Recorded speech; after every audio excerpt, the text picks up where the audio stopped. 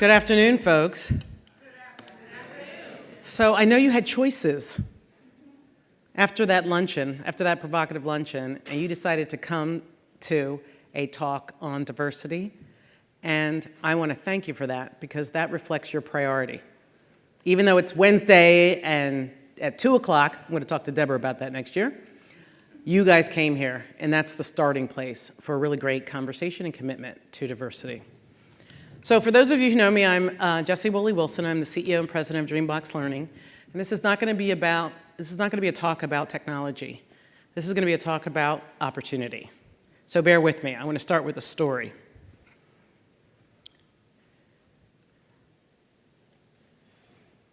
So this is Tani. Tani is an 8-year-old boy. This was featured in an op-ed in the New York Times by Nicholas Kristof in March of this year. Tani is a child of an immigrant from Nigeria. Tani's 8 years old. He goes to PS 116 in New York City, and he's homeless. Tani learned to play chess a year before he competed in a New York State championship and won. He is the champion, the state champ for K-3 chess players in Manhattan. Tani has great ambitions and great hopes for his future. Tani doesn't define himself by homelessness. Tani is optimistic. Tani gives us a chance to celebrate diversity. So Tani wants to be a grandmaster, the youngest grandmaster. And why not? He's walking home after winning this tournament, this trophy. The trophy probably weighs more than he does. And he's heading back to his homeless shelter. So Tani goes to a school that actually uses DreamBox Learning. And I think what a lot of people don't realize is that there are a lot of kids who, when they leave home, they go to home. And their home sometimes is a car or a homeless shelter. But these kids shouldn't be defined by where they live. So every day at DreamBox, I tell the team that our mission is to unlock learning potential for every child, regardless of what they look like, what language they speak, and what zip code they're from. We are trying to reimagine the future of learning so that we can unlock potential, human potential. And we think the first step in unlocking human potential is to unlock learning potential. We think if we could do that, we can create better parents, better civic leaders, better scientists, better innovators, better entrepreneurs. We think we can help create, in a way, and contribute to a more peaceful world and future for everyone. So what Kristof said in his op-ed is that talent is universal, but opportunity is not. How many of you saw the movie Hidden Figures?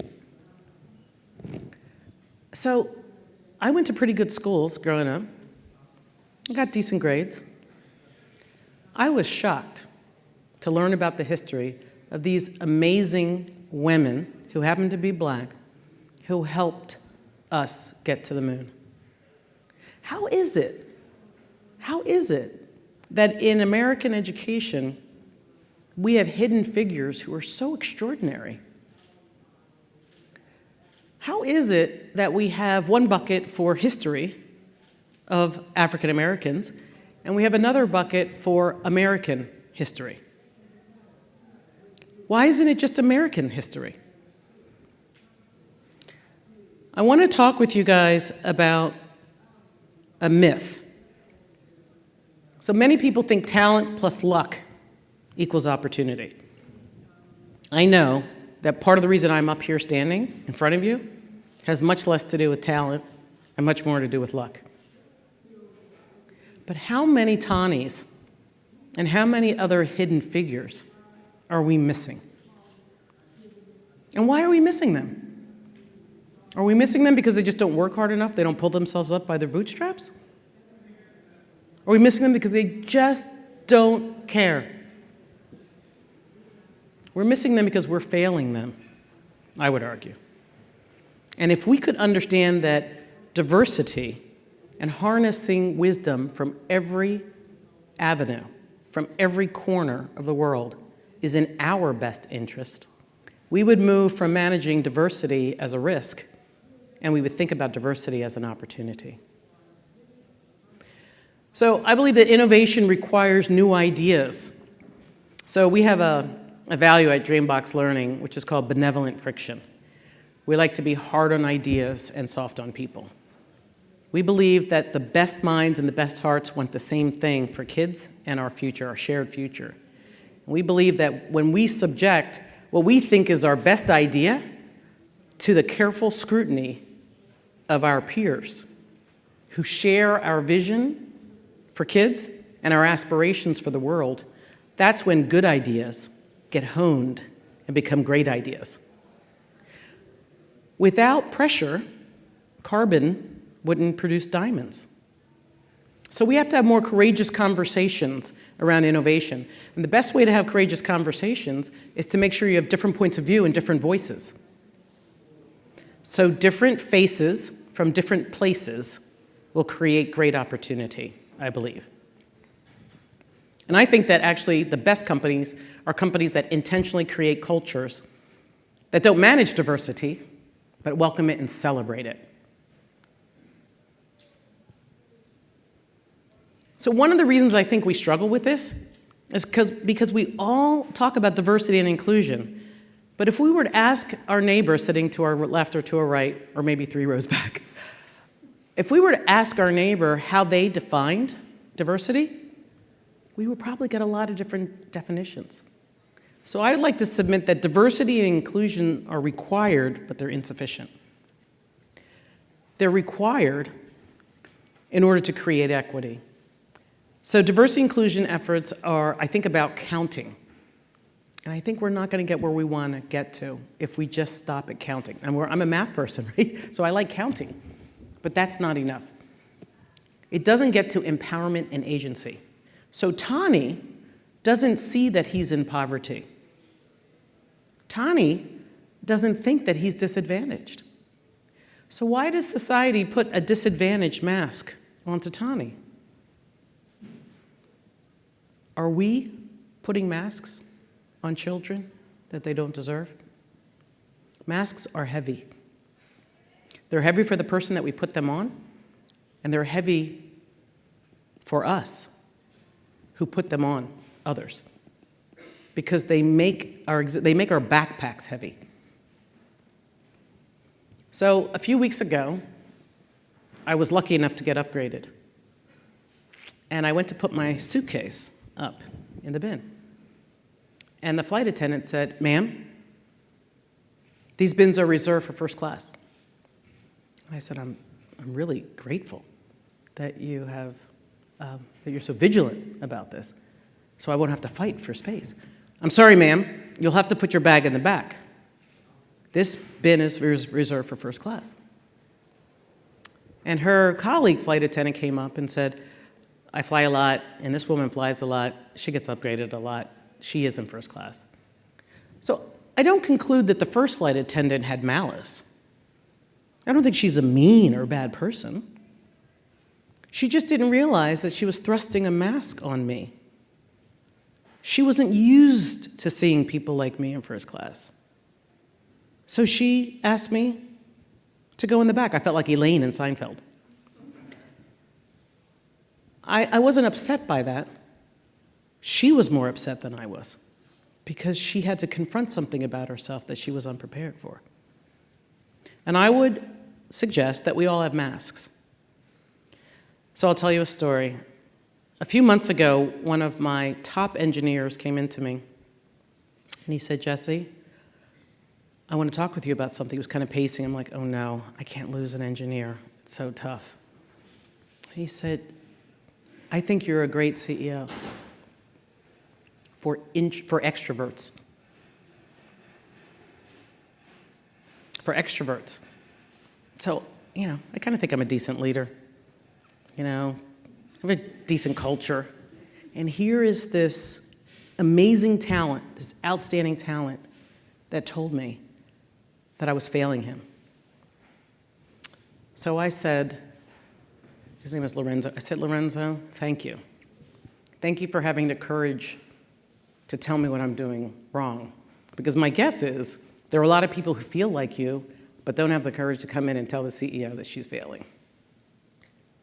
What do I do? And what do you want me to do? How do I change? What made you feel that way? And he's like, so you tend to ask a lot of questions really quickly.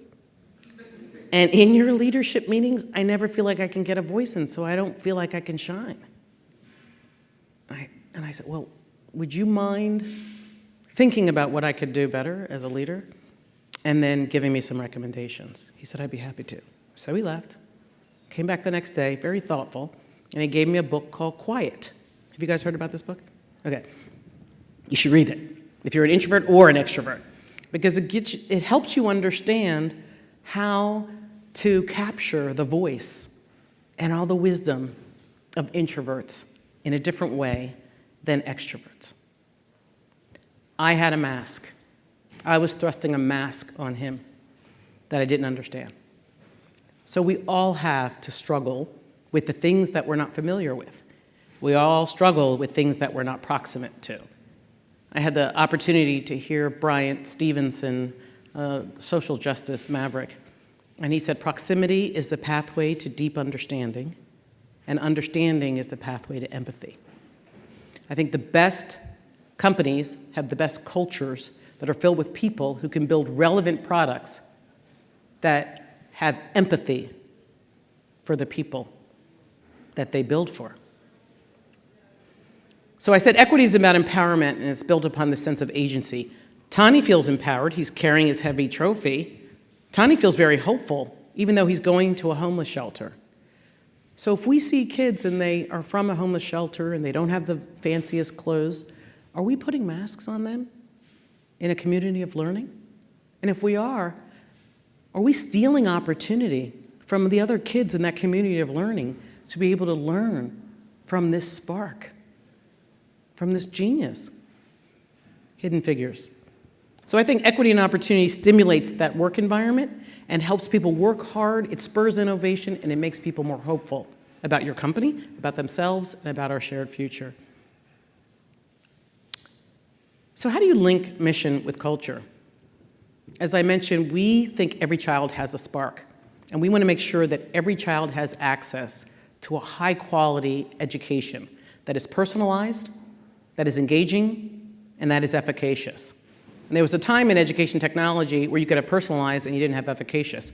You might have efficacious, but it was really not fun to do.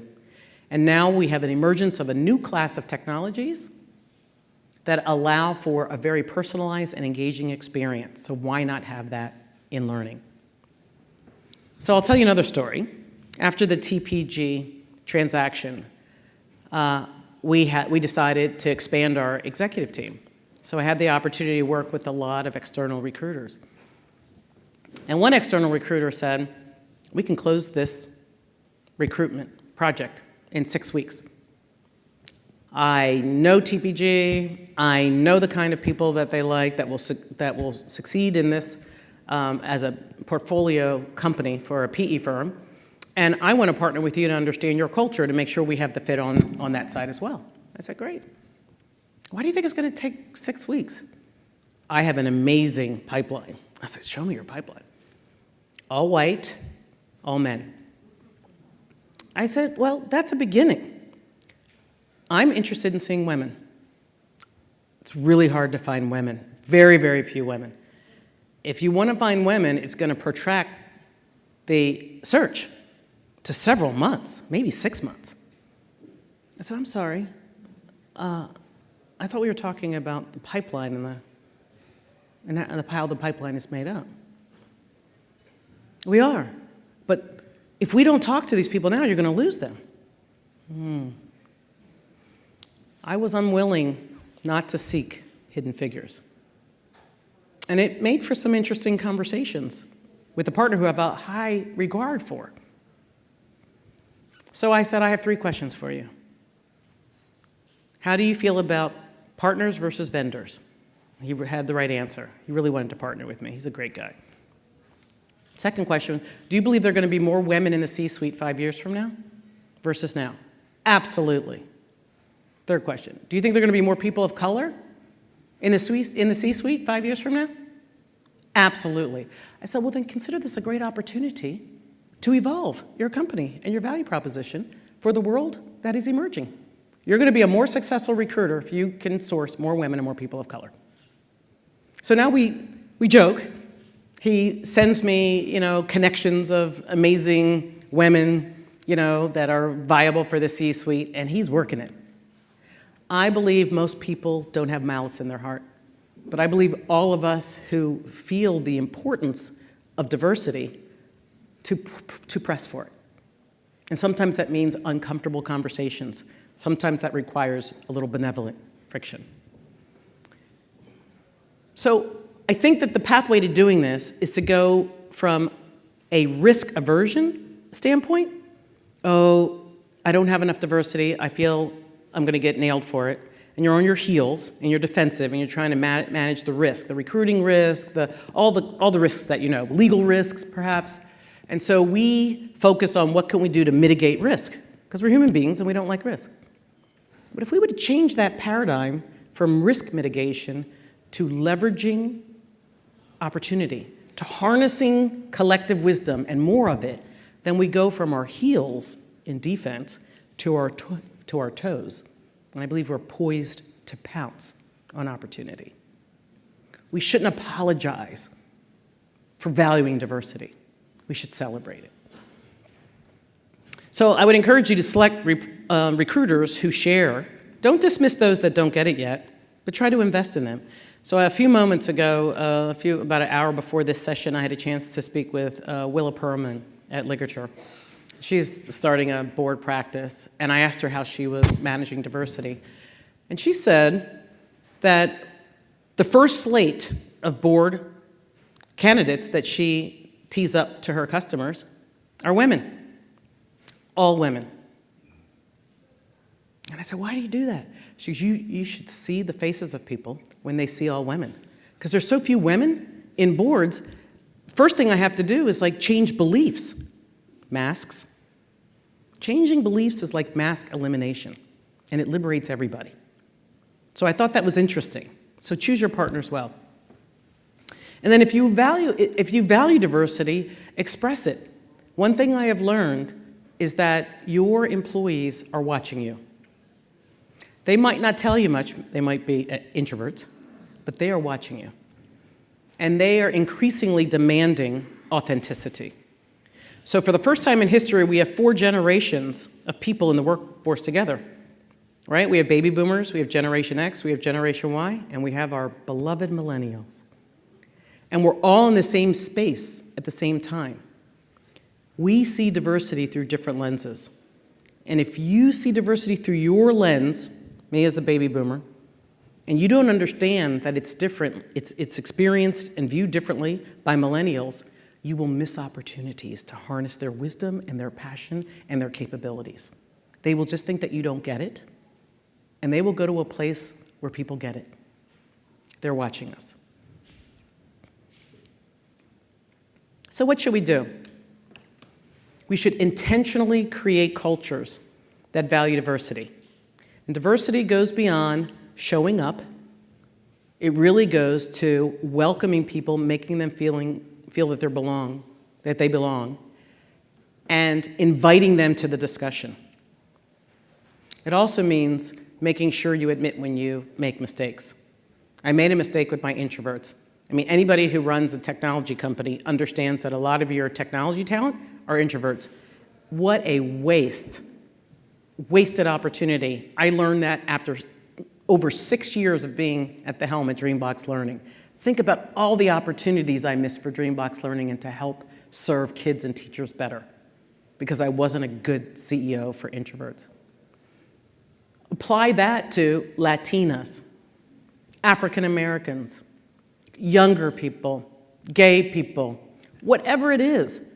Having them present is important for your sustainability as an organization, I would argue.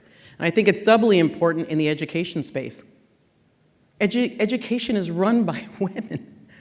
There are a lot of women in leadership positions. There are a lot of people of color, and increasingly buyers are demanding and asking people to show their values by reflecting and revealing what their companies look like. It's not a convenience anymore.